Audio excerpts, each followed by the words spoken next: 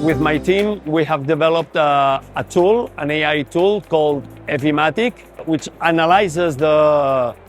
evidence available on ADHD treatments and helps clinicians selecting the most suitable treatment for ADHD patients. This tool analyzes the evidences on pharmacological and non-pharmacological interventions and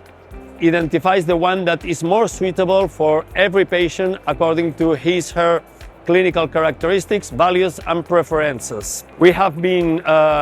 members of the TechSam network for many years, and this network has helped us in getting a regulatory roadmap for our medical device, has also helped us in getting a business plan,